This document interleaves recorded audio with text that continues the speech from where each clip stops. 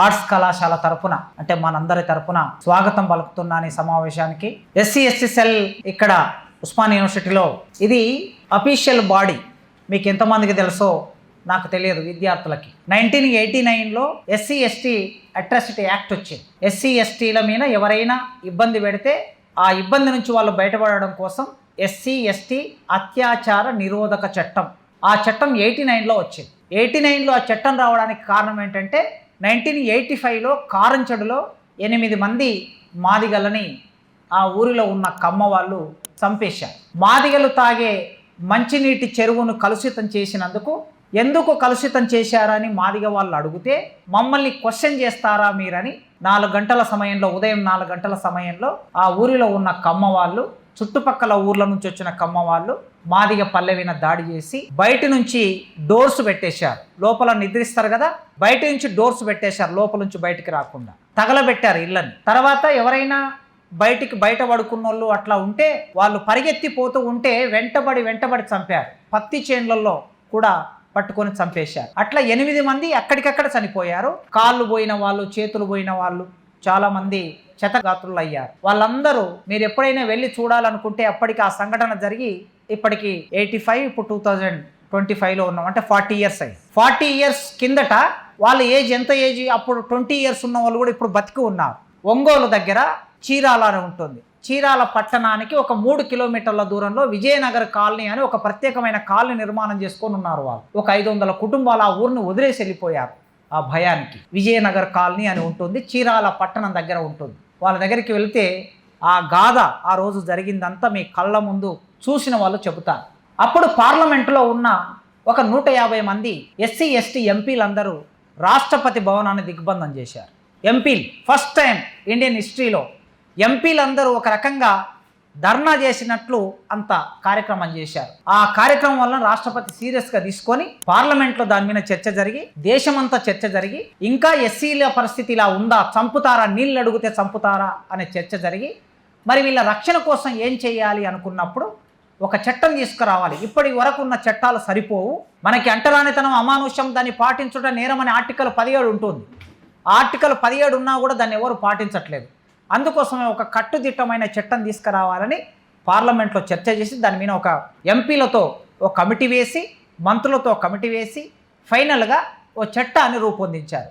ఆ చట్టం 1989లో వచ్చింది, అమల్లోనికి వచ్చింది. ఆ చట్టం వచ్చిన తర్వాత విశ్వవిద్యాలయాల్లో ఎస్సీ విద్యార్థులు, ఎస్టీ విద్యార్థులు చదువుకోవడానికి పోయే అవకాశం ఉందా లేదా, ఒకవేళ పోతే వాళ్ళ పరిస్థితి ఎట్లా ఉంది, ఎస్సీ ఎస్టీ అధ్యాపకులు, టీచర్లు, ప్రొఫెసర్లు ఉంటారు కదా, వాళ్ళ పరిస్థితి ఎట్లా ఉందని యూజీసీ ఒక ప్రత్యేకమైన కమిటీ వేసింది. ఆ కమిటీ ఒక రిపోర్టును సేకరించింది దేశవ్యాప్తంగా. విచిత్రమైనటువంటి విషయాలు బయటకు వచ్చాయి ఆ కమిటీ ద్వారా. ఎన్ఐటీలలో, నేషనల్ ఇన్స్టిట్యూషన్స్ ఉంటాయి కదా, నేషనల్ లెవెల్లో ఉండే యూనివర్సిటీస్, సెంట్రల్ యూనివర్సిటీస్లలో, ఎన్ఐటీలలో, తర్వాత ఐఐటీలలో ఎస్సీ పిల్లల అడ్మిషనే లేదు. అప్పటి వరకు ఎస్సీ ఎస్టీల అడ్మిషనే లేదు.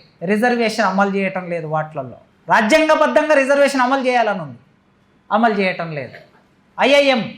ఐఐటీలలో అమలు చేయకపోతే విద్యార్థులు రారు, అమలు చేయకపోతే ప్రొఫెసర్లు కూడా రారు. ఈ వాస్తవం బయటకు వచ్చింది. బయటకు వచ్చిన తర్వాత స్టేట్ యూనివర్సిటీస్లలో కూడా పరిస్థితి అదే విధంగా ఉన్నది. మరి ఏం చేయాలంటే వీళ్ళ సమస్యలు చెప్పుకోవడానికి ఒక సంస్థ ఉండాలి, ఒక సెల్ ఉండాలి చెప్పుకోవడానికి. విద్యార్థులకైనా ప్రాబ్లమ్స్ వస్తే వెళ్ళి చెప్పుకోవాలి, టీచర్లకైనా ప్రాబ్లమ్స్ వస్తే, నాన్ టీచింగ్కైనా ప్రాబ్లమ్స్ వస్తే ఎస్సీ ఎస్టీలు చెప్పుకోవడానికి ఒక వే ఉండాలనే ఉద్దేశంతో అప్పుడు పార్లమెంటు యూజీసీకి డైరెక్ట్ చేసింది. ఎంహెచ్ఆర్డి మినిస్ట్రీ ఉంటుంది, మానవ వనరుల అభివృద్ధి శాఖ మంత్రి. ఆ మంత్రిత్వ శాఖ ఒక సర్క్యులర్ తీసి యూజీసీకి ఆదేశం ఇచ్చింది. అన్ని యూనివర్సిటీలలో ఎస్సీ ఎస్టీ సెల్ ఒకదాన్ని ఏర్పాటు చేయాలి. ఇది రాజ్యాంగబద్ధమైన సెల్లు, సెంట్రల్ గవర్నమెంట్ ఆదేశాలతో ఏర్పడుతున్నటువంటి సెల్. ఈ సెల్కి ఒక డైరెక్టర్ ఉండాలి. ఆ డైరెక్టర్ వైస్ ఛాన్సలర్ దీనికి సంబంధించిన దాన్ని చూడాలి అని ఆ రోజుల్లో ఈ సెల్ని ఏర్పాటు చేశారు. అట్లా ఇది మీకు ఎందుకు చెప్పానంటే దీనికి ఇంత చరిత్ర ఉందనే విషయం మీకు తెలియకపోవచ్చు. ఇప్పుడు మేడం గారు దీనికి డైరెక్టర్ ఉన్నారు. మొట్టమొదటి డైరెక్టర్ ముత్తయ్య గారు, ప్రొఫెసర్ ముత్తయ్య గారు పొలిటికల్ సైన్స్ డిపార్ట్మెంట్ రిటైర్డ్ అయ్యారు. ఆయన ఫస్ట్ డైరెక్టర్. ఆ తర్వాత ఇప్పుడున్న డైరెక్టర్ మేడం. ఈ మధ్యకాలంలో ఒక 10 మంది డైరెక్టర్లు మారిపోయారు. ఎవరైనా ఎస్సీ ఎస్టీలు మీకు ప్రాబ్లమ్స్ ఉంటే ఎస్సీ ఎస్టీ సెల్కి అప్రోచ్ కావచ్చు. టీచర్స్ అయినా, నాన్ టీచింగ్ అయినా, స్టూడెంట్స్ అయినా. ఈ సెల్తో పాటు కొద్ది కాలం తర్వాత బీసీ సెల్ వచ్చింది, తర్వాత మైనార్టీ సెల్ వచ్చింది. బీసీ విద్యార్థులు, బీసీ టీచర్లు కూడా వారి వారి ప్రాబ్లమ్స్ చెప్పుకోవడానికి ఒక డైరెక్టర్ వాళ్ళు డిస్కస్ చేయడానికి వీసీతో. అయితే ఎస్సీ ఎస్టీ సెల్ ఇది కాన్స్టిట్యూషనల్ బాడీ లాగా ఏర్పాటైంది. కానీ బీసీ మైనార్టీ సెల్ అలా ఏర్పాటు కాలేదు. ఎక్కడికక్కడ స్టేట్ గవర్నమెంట్లు నిర్ణయం తీసుకొని వాటిని ఏర్పాటు చేశాయి. కనుక మీకెవరికైనా ఏవైనా సమస్యలున్నా, మాట్లాడాలనుకున్నా ఈ డైరెక్టర్స్ను మీరు అప్రోచ్ కావాలి. వీళ్ళు ఇప్పుడు ఈ సెమినార్లు పెడుతున్నారు. రెగ్యులర్గా ప్రతి సంవత్సరం కార్యక్రమాలు నిర్వహిస్తూ ఉంటారు. అంబేద్కర్, బాబు జగజీవన్ రామ్, మహాత్మా జ్యోతిరావు పూలే, సావిత్రిబాయి పూలే. ఈ మధ్య కాలంలో నా మిత్రుడు ఉపేందర్ వీరబ్రహ్మం గారి మీద సెమినార్ చేశారు. ఫస్ట్ టైం ఉస్మానియా యూనివర్సిటీలో జరిగింది అనుకుంటా. నేను వీరబ్రహ్మం గారు తత్వ కాలజ్ఞానం చెప్పిన వీరబ్రహ్మం గారి మీద కూడా సెమినార్ చేశాడు ఆయన, పోతులూరు వీరబ్రహ్మం. ఇట్లా అందరి మీద వారి వారి లైఫ్ హిస్టరీ తెలిసే విధంగా ఈ కార్యక్రమాలు చేస్తూ ఉంటారు. ఇవాళ కొమరం భీం కార్యక్రమాన్ని చేస్తున్నారు ఈ సెల్స్ అన్ని కలిసి. కొమరం భీం మీ అందరికి తెలుసు. ఇంతో కొంత RRR సినిమా వచ్చింది. ఆ RRR సినిమా కొమరం భీం పేరు చెప్పుకొని కోట్ల రూపాయలు వాళ్ళు దండుకున్నారు. అందులో కొమరం భీం చరిత్ర ఏం లేదు. తర్వాత కొమరం పులి అని పవన్ కళ్యాణ్ ఓ సినిమా తీశాడు 10 ఏళ్ల కిందటే. అందులో ఏమి కొమరం భీం గురించి ఉండదు. కొమరం అంటే ఆదివాసీ ఉద్యమాలు అవి ఫ్లవరిస్గా బయటకు వస్తున్నప్పుడల్లా ఏం చేస్తున్నారు, ఆ పేర్లతో సినిమాలు తీస్తే జనాలు చూస్తారు, మనకు డబ్బులు వస్తాయని సినిమాలు తీస్తారు. కానీ కంటెంట్ ఉండదు. కొమరం భీం పుట్టిన రోజు ఏమిటి అనేది ఎవరికి తెలియదు. రికార్డు లేదు కొమరం భీం పుట్టిన తేదీకి. అంచనా ఏ సంవత్సరంలో పుట్టాడు, ఏ రోజు పుట్టాడని వాళ్ళ తర్వాతి కాలంలో చాలామంది ఫలానా రోజు ఎట్లా చెప్తారు, ఎప్పుడు పుట్టావు, ఇప్పుడు నేను ఎప్పుడు పుట్టాననేది నాకు కూడా డేట్ లేదు. మా ఆయన చెప్తూ ఉంటాడు, ఆనందనామ సంవత్సరం చినపుష్య కార్తీ పోయి పెదపుష్య కార్తీ వస్తుంటే ఉదయం 4 గంటలకు పుట్టావు అని చెప్తాడు. ఇప్పుడు నేను ఎవరినైనా తెలిసిన వాళ్ళని కాస్త అది ఉంటుంది కదా, కాలం బ్రాహ్మణులు ఉంటారు కదా, వాళ్ళను ఆనందనామ సంవత్సరం చినపుష్య కార్తీ పెదపుష్య కార్తీ ఎప్పుడు వచ్చింది, 4 గంటల సమయం ఏమిటి, దాని తిథి నక్షత్రం ఏమిటంటే నాకు రాసిస్తాను. నాకు అంత ఆసక్తి లేదనుకోండి. సో అది అట్లా దాన్ని బట్టి కొమరం భీం 1900 సంవత్సరంలో పుట్టాడని ఒక నిర్ధారణ చేశారు. సంవత్సరం తెలుస్తుంది, పెద్ద విషయం కాదు. కానీ రోజు తెలవటం అనేది కష్టం, డేటు తెలవటం కష్టం. సరే, ఆ డేటు కూడా నిర్ణయం అలా జరిగింది. 1900 సంవత్సరంలో పుట్టిన కొమరం భీం ఇవాళ 124వ జయంతి జరుపుకుంటున్నాం మనం. అంటే 124 సంవత్సరాలు, 25 సంవత్సరాలు, 125 సంవత్సరాల కిందట పుట్టిన ఒక మనిషి ఇప్పటికీ ఆదివాసుల గుండెల్లో గూడు కట్టుకొని ఉన్నాడు కొమరం భీం. ఎందుకోసం? వాళ్ళ కోసం పోరాటం చేశాడు గనక, వాళ్ళ కోసం త్యాగం చేశాడు గనక. అతి చిన్న వయసులో 1940లో చనిపోయాడు ఆయన. అంటే 1900లో పుట్టి 1940 అంటే 40 ఏళ్లలో చనిపోయాడు. పుట్టిన డేట్ రికార్డ్ అయ్యింది. పుట్టిన డేటు సంవత్సరం అంతా నైజాం రికార్డ్ చేసి ఉంచారు వాళ్ళు. ఎందుకంటే చంపిన వాళ్ళు పక్కాగా రాస్తారు కదా, FIR రాయాలి కదా, అదంతా పగడబందిగా రాసి పెట్టారు. కొమరం భీంకు 15, 12, 13 సంవత్సరాల వయసు ఉన్నప్పుడు ఇక్కడ మైదాన ప్రాంతంలో ఉన్న వాళ్ళు ఆదిలాబాద్ జిల్లాలో జోడేఘట్ అని ఉంటుంది. ఆ జోడేఘట్ ప్రాంతంలో ఒక 12 గ్రామాలు. ఈ 12 గ్రామాల్లోకి నిజాం ప్రభుత్వానికి సంబంధించిన బయటి వాళ్ళు, రెవెన్యూ అధికారులు వీళ్ళందరూ అడవుల్లోకి వెళ్ళారు. వెళ్ళి ఏమన్నారంటే, ఈ అడవి మీద హక్కు ఎవరికి ఉంది అంటే బ్రిటిష్ వాళ్ళకు ఉంది, లేదంటే నైజాంకు ఉంది. మీరు ఈ అడవిని నరికేస్తున్నారు, చెట్లను నరికేస్తున్నారు, తేనె తీసుకుంటున్నారు, గమ్ తీస్తున్నారు, చింతపండు తీస్తున్నారు, మీకు ఈ అడవి మీద హక్కు లేదు, మీరు చెట్టును ముట్టొద్దు అని వాళ్ళను కొట్టారు. పోలీసులు కొట్టారు. పోలీసులు కొడితే చిన్న పిల్లవాడు చెట్టుకొకరు పుట్టకొకరు పారిపోయారు. వాళ్ళు పాపం ఏం చేస్తారు, అట్లా పారిపోతే కొమరం భీం 12 ఏళ్ల వయసులో పారిపోయాడు. పారిపోతూ అలా జోడేఘట్ నుంచి అట్లా మహారాష్ట్ర అట్లా వెళ్ళి ఒరిస్సా, కేరళకి వెళ్ళిపోయాడు. 11, 12 సంవత్సరాల వయసులో వెళ్ళిపోయి అక్కడ తేయాకు తోటల్లో బాల కార్మికుడుగా చేరాడు. తేయాకు తోటల్లో బాల కార్మికుడు, కాఫీ తోటల్లో బాల కార్మికుడికి పనిచేస్తూ అక్కడ బ్రిటిష్ వాళ్ళకి వ్యతిరేకంగా మెల్లగా పోరాటాలు జరుగుతూ ఉన్నాయి. ఆ పోరాటాల చైతన్యం పొందాడు ఈయన. 15 ఏళ్ళు, 20 ఏళ్ళ వయసు, 18 ఏళ్ళ వయసు వచ్చే వరకు ఆ పోరాటాలతో చైతన్యం ఉంది. మరి నా ప్రాంతంలో కూడా ఆదివాసులు ఉన్నారు కదా, నా ప్రజల కోసం నేను పోరాటం చేయాలనే ఉద్దేశంతో అక్కడి నుంచి తిరిగి మళ్ళీ ఆదిలాబాద్ వచ్చాడు. ఆదిలాబాద్ వచ్చి అప్పుడు పోరాటాన్ని మొదలుపెట్టాడు. 12 గ్రామాలు ఎక్కడి నుంచి అయితే ఆయన పారిపోయాడో తిరిగి అక్కడికి వచ్చి ఆ 12 గ్రామాల మీద అధికారాన్ని, మా రాజ్యం, మా గ్రామం, మా రాజ్యం, ఇది మా అడవి, అడవి మీద హక్కు, జల్ జంగల్ జమీన్ అనే 3 నినాదాలు ఇచ్చాడు. జల్ జంగల్ జమీన్ ఈ భూమి మాదే, ఈ నీరు మాదే, ఈ అడవి మాదే, వీటి మీద ఇంకెవ్వడికి హక్కు లేదు, ప్రభుత్వానికి కూడా హక్కు లేదని ప్రకటించాడు. ప్రకటించి 12 గ్రామాలను ఏకం చేసి పోరాటాన్ని ప్రారంభం చేశాడు. ఇక అప్పుడు నైజాం పోలీసులు, బ్రిటిష్ పోలీసులు ఇద్దరు ఏకమై ఆ అడవి మీద దాడి చేశారు. ఇంతమంది పోలీసులు దాడి చేసిన తర్వాత చాలా రోజులు పోరాటాన్ని నడిపాడు, హోరావరిగా నిలబడ్డాడు. కానీ చివరికి ఆ పోరాటంలో ఎంత శక్తి ఉంటుంది, వాళ్ళ దగ్గర తుపాకులు లేవు, మందుగుండు సామాగ్రి లేదు, బాంబులు లేవు. ఈ బయట ఉన్న వాళ్ళకి సైన్యం ఉన్నది, వేలాది మంది సైన్యం గ్రామాలకు వెళ్ళి మొత్తం గ్రామాల్లో ఉన్న ఆదివాసులందరి మీద దాడి చేసి కొట్టి ఆయనకు సహాయం చేయకుండా నిర్బంధం చేశారు. ఇక ఒంటరిగా అడవుల్లో అలా తిరుగుతూ కొన్నాళ్ళు పోరాటం నడిపాడు. చివరికి ఆయనను పట్టుకొని కాల్చి చంపేశారు. ఈ కాల్చి చంపేసిన తర్వాత 40 ఏళ్ళ వయసులో ఆయన అమరుడయ్యాడు. కానీ జల్ జంగల్ జమీన్ అనే నినాదం మాత్రం అలా మిగిలిపోయి ఉంది. ఆ ప్రజల కోసం అమరుడైనటువంటి వ్యక్తిని వాళ్ళు ఎప్పటికీ గుర్తుపెట్టుకుంటారు. ఆదివాసులు చిన్న సహాయం చేసినా కూడా మర్చిపోరు. హేమండ్ డఫ్ అని ఒక పరిశోధకుడు బ్రిటిష్ నుంచి వచ్చాడు, ఆ దేశం నుంచి వచ్చి ఇక్కడ పరిశోధన చేశాడు. ఆదిలాబాద్ జిల్లాలో, తూర్పుగోదావరి జిల్లాలో, తర్వాత మహబూబ్నగర్ జిల్లా చెంచుల ప్రాంతంలో ఎక్కడెక్కడ ఆదివాసులు ఉంటే అక్కడెక్కడ వెళ్ళి ఆయన పరిశోధన చేశాడు. వాళ్ళ లైఫ్ స్టైల్ మీద పరిశోధన చేశాడు. ఆయన చనిపోయాడు. చనిపోతే ఆయనకి సమాధి నిర్మాణం చేసుకొని ఇప్పటికీ ఆయన సమాధిని పూజిస్తారు. వాళ్ళ గురించి రాసినందుకు, ప్రపంచానికి తెలియజేసినందుకు ఇప్పటికీ ఆ హేమండ్ డఫ్ అనేటటువంటి వ్యక్తిని తమ గుండెల్లో పెట్టుకున్నారు. అలాంటి ఆదివాసులు తమలోనే పుట్టి తమలోనే పెరిగి ఒకడు తమకు నాయకత్వం వహిస్తే ఇక అట్లాంటి వ్యక్తిని ఎట్లా గుర్తించుకుంటారు? అందుకే కొమరం భీం జోడే ఘాట్ ఆధారం చేసుకొని చేసిన పోరాటం ఇప్పటికీ చరిత్రలో అది నిలిచిపోయి ఉంది. ఇండిజినస్ పీపుల్, ఈ ప్రపంచంలో మూలవాసులు, ఇండిజినస్ పీపుల్ అంటే మూలవాసులు, ఆ మూలవాసులు ఎదుర్కొంటున్న సమస్యలు, వాళ్ళు చేస్తున్న పోరాటం. భారతదేశంలో బ్రిటిష్ వాళ్ళకి వ్యతిరేకంగా మొట్టమొదటి పోరాటం చేసింది ఇండిజినస్ పీపులే. మైదాన ప్రాంతంలో ఉన్న మనం పోరాటం చేయలేదు. ఎవరు చేశారు అంటే ఆదివాసులే చేశారు. మొట్టమొదటి తిరుగుబాటు 1930sలో సంతాల తిరుగుబాటు. బెంగాల్ రాష్ట్రంలో అక్కడ సంతాలని ఒక తెగ ఉంటుంది. మన దగ్గర ఆదిలాబాద్కు పోతే గోండులు ఉంటారు, భద్రాచలం వైపు వరంగల్ వైపు పోతే కోయలు ఉంటారు, మహబూబ్ నగర్ వైపు పోతే చెంచులు ఉంటారు. అట్లే మనకి శ్రీకాకుళం పోతే సవరులు ఉంటారు, బెంగాల్ పోతే సంతాలు ఉంటారు. ఒక్కొక్క చోట ఒక్కొక్క పేరుతో పిలుస్తారు వాళ్ళని. ఈ సంతాలు మొట్టమొదటి తిరుగుబాటు చేశారు బ్రిటిష్ వాళ్ళకి వ్యతిరేకంగా. ఆ తర్వాతనే 1857 తిరుగుబాటు వచ్చింది. తర్వాత బిర్సా ముండా నాగపూర్కు దగ్గరగా అంటే మహారాష్ట్ర అడవుల్లో ఆదివాసులు వాళ్ళు బిర్సాని దేవుడిలాగా ప్రార్థిస్తారు ఇప్పటికీ కూడా. ఆ బిర్సా ముండా బ్రిటిష్ వాళ్ళకి వ్యతిరేకంగా పోరాటాన్ని మొదలుపెట్టారు. ఆ పోరాటాన్ని మొదలుపెడితే బ్రిటిష్ వాళ్ళు ఆయనతో పోరాటం చేతగాక చాలామంది వాళ్ళ సైనికులు చనిపోయారు. చివరికి కుట్ర చేసి బిర్సా ముండాను పట్టుకొని తీసుకెళ్లి రాంచీ జైల్లో పడేశారు. రాంచీ జైల్లో పడేసి ఆయనకు సరైన వసతులు కల్పించకపోతే ఆ జైల్లోనే చనిపోయాడు, అనారోగ్యం పాలై చనిపోయాడు.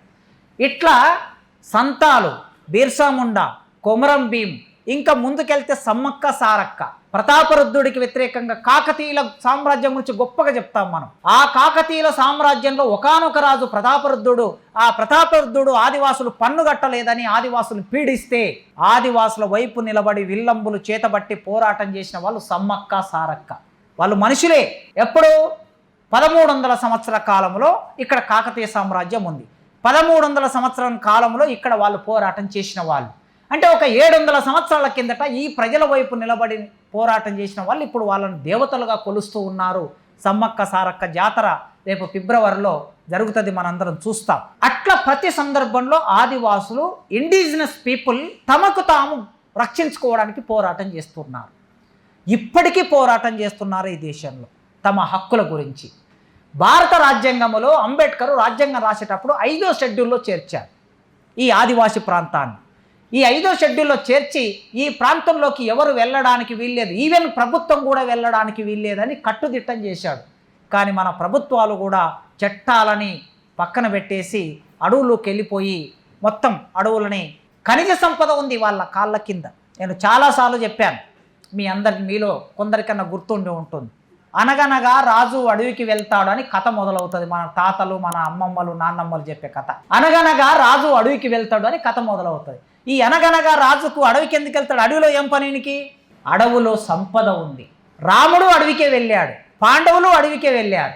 ఇప్పుడు ఆదాని అడవికే వెళ్తాడు, అంబానీ అడవికే వెళ్తాడు, లక్ష్మీ మిట్టలు అడవికే వెళ్తాడు, ఎస్ఆర్ కంపెనీ అడవికే వెళ్తుంది, జిందాల్ కంపెనీ అడవికే వెళ్తుంది, డీబీర్స్ కంపెనీ అడవికే వెళ్తుంది. మీరు ఈ కంపెనీ అన్నిటిని ఒకసారి గూగుల్లో సెర్చ్ చేయండి. ఈ కంపెనీలన్నీ ఇప్పుడు భారతదేశం అడవుల్ని తమ స్వాధీనంలోకి తీసుకున్న కంపెనీ. డీబీర్స్ కంపెనీ నల్లమల్ల అడవులు, జిందాల్ కంపెనీ విశాఖ అడవుల్ని, ఎస్ఆర్ కంపెనీ జార్ఖండ్ అడవుల్ని. వాళ్ళ కోసం మన మంత్రులు, ప్రధానమంత్రులు, ముఖ్యమంత్రులు పనిచేస్తూ ఉంటారు, చట్టాలు చేస్తూ ఉంటారు. ఆదివాసుల వైపు నిలబడి పోరాటం చేస్తున్నటువంటి మావోయిస్టులని ఒక్కొక్కరిని పట్టుకొని ఈ మధ్యకాలంలో ఎంతమందిని చంపారో మీరు చూశారు. ఇప్పుడు కొందరు సరెండర్ అవుతున్నారు. వాళ్ళే ఒక్క సంవత్సర కాలంలో 1400 మందిని చంపారు మావోయిస్టులని. ఇక్కడ నుంచి పోయి అక్కడ పోరాటం చేస్తున్న వాళ్ళని ఎందుకు అడుగుతున్నారు? వీళ్ళు ఆదివాసులు ఏమడుగుతున్నారు? వాళ్ళ కాళ్ళ కింద ఇనుము ఉంది, వాళ్ళ కాళ్ళ కింద మాంగనీస్ ఉంది, వాళ్ళ కాళ్ళ కింద బాక్సైట్ ఉంది, వాళ్ళ కాళ్ళ కింద బంగారం ఉంది, వజ్రాలు ఉన్నాయి. వీటిని తవ్వాలి. ప్రపంచంలో ఈజీగా తవ్వగలిగిన అడవులు భారతదేశంలోనే ఉన్నాయి. ఆఫ్రికా అడవుల్లోకి వెళ్ళలేరు అంత ఈజీగా. ఇక్కడ రవాణా ట్రాన్స్పోర్ట్ బాగా ఉంది కనుక ఆ కంపెనీలు వీటిని తరలించకపోవడానికి ప్రయత్నం చేస్తూ ఉన్నాయి. ఆదివాసులు ఇప్పుడు తమ అస్తిత్వం మనుగడ సమస్య మన ముందుకొచ్చింది. What is the challenges? ఈ టాపిక్ ఛాలెంజెస్ ఏమిటంటే 170 అని ఒక చట్టాన్ని తెచ్చారు, పీసా చట్టాన్ని తెచ్చారు.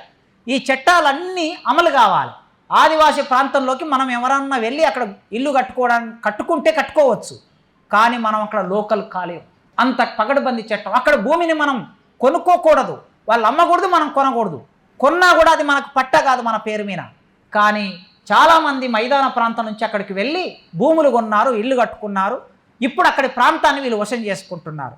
ఆదివాసులకి ప్రత్యేకమైన పండుగలు ఉంటాయి, ప్రత్యేకమైన దేవతలు ఉంటారు, ప్రత్యేకమైన పూజా విధానం ఉంటుంది. ఇప్పుడు వాళ్ళ జీవితం అంతా వాళ్ళకి ప్రత్యేకమైన భాష ఉంది. నేను మొన్న తూర్పుగోదావరి జిల్లా వెళ్ళాను. అక్కడికి వెళ్తే వాళ్ళకి ఎవరికైనా వాళ్ళ భాష వచ్చా అని అడిగాను. ఒక 500 మంది మీటింగ్ జరుగుతూ ఉన్నది. మీ భాష ఎవరికైనా వచ్చా అని అడిగితే నన్ను విశాఖపట్నం ఫ్లైట్ దిగగానే అక్కడ నుంచి అక్కడ వరకు తీసుకెళ్ళాడు ఆ పిల్లవాడు. వాడి పేరు అడిగాను, ఏమిటి అంటే నేను ఆదివాసి అన్నాడు. ఎస్టీ అన్నాడు. ఆదివాసులో ఏ తెగ అన్నాడు. కొండరెడ్డి అన్నాడు. మీకు ఒక భాష ఉంటుంది వచ్చా అంటే తెలియదు సార్ నాకు అన్నాడు. అంటే ఆ పరిస్థితుల్లోకి నెట్టబడ్డారు. అందుకే ఈ ఛాలెంజెస్ అన్నీ మనం ఎదుర్కొంటున్నాం. పాడేరు ప్రాంతంలో ఉన్నటువంటి వాళ్ళైనా, ఆదిలాబాద్లో ఉన్న వీళ్ళైనా, భద్రాచలంలో ఉన్న వీళ్ళైనా, లేదా మహబూబ్నగర్ అచ్చంపేట అడవుల్లో ఉన్నటువంటి చెంచులైనా ఒక ఛాలెంజెస్ ఎదుర్కొంటున్నారు. మనం మైదాన ప్రాంతంలో ఉండే వాళ్ళం, కాస్త నోరున్న వాళ్ళం, పెన్నున్న వాళ్ళం, తెలివి ఉన్న వాళ్ళం, వాళ్ళ గురించి ఏమైనా ఆలోచిస్తామని SC/ST సెల్ వాళ్ళు ఆల్ సెల్స్ ఈ మీటింగ్ పెట్టారు. ఆ ఆదివాసుల అస్తిత్వం అంటే కేవలం వాళ్ళ అస్తిత్వమే కాదు. ఆ రోజు బ్రిటిష్ వాళ్ళకు వ్యతిరేకంగా పోరాటం, అంతకన్నా ముందు ప్రతాపరుద్రుడికి వ్యతిరేకంగా పోరాడారు. ఇప్పుడు ఆ విదేశీ కంపెనీలకు వ్యతిరేకంగా పోరాడుతున్నారు. ఆ పోరాటానికి సంఘీభావం చెప్పి వాళ్ళని అస్తిత్వంలో ఉండేటట్లు మనం ప్రయత్నం చేస్తే ఏమైనా ఆ సమాజానికి మనం మేలు చేసిన వాళ్ళం అవుతాం. మనం మేలు చేయటం అంటే ఇది మన కోసమే, వాళ్ళ కోసం కాదు. మన కోసం ఎందుకు? రేపు నా పిల్లలు, మీ పిల్లలు, మీరందరూ విద్యార్థులు పెళ్ళిళ్ళు చేసుకుంటే మీకు పిల్లలు అవుతారు కదా. మీ పిల్లలు బండి మీద పోవాలి, బండి తయారు కావాలి, కారు మీద పోవాలి, కారు తయారు కావాలి. ఏం కావాలి? ఇనుము కావాలి. ఆ ఇనుము అక్కడ ఉంది. ఇప్పుడు విదేశీ కంపెనీలు వచ్చి ఇనుము మొత్తం తవ్వుకొని దోసుకపోతే రేపు మీ పిల్లలకి, ఆ పిల్లల పిల్లలకి ఎక్కడి నుంచి వస్తుంది కారు, ఎక్కడి నుంచి వస్తుంది బండి, ఎక్కడి నుంచి వస్తుంది పెన్ను? ఇనుముతో తయారు చేసే ప్రతి వస్తువు కూడా. బంగారం, ఇవాళ బంగారం రేట్ ఎంత ఉందో చూస్తున్నాం కదా. అందుకే మన సంపద మనకు కావాలి అనేది అసలు సమస్య, అసలు ఛాలెంజ్. వాళ్ళకు చదువు చాలా తక్కువ ఉంది, వాళ్ళకు ఉద్యోగాలు చాలా తక్కువ ఉన్నాయి. ఈ ఉస్మానియా యూనివర్సిటీలో ఆదివాసీ ప్రొఫెసర్లు 4 ఉన్నారు తెలుసా. 340 మంది ప్రొఫెసర్లు ఉంటే 4 ఆదివాసీ ప్రొఫెసర్లు ఉన్నారు. ఆదివాసీ విద్యార్థులు కూడా చాలా తక్కువ సంఖ్యలో ఉంటారు. నాకు తెలిసి 1000 కన్నా ఎక్కువ ఉండరు, 200-300 ఉంటారు. మరి వాళ్ళకు యూనివర్సిటీ వద్దా? వద్దా అంటే పాపం తెలియదు ఇంత దూరం రావాలని, అమాయకంగా ఉంటారు కదా.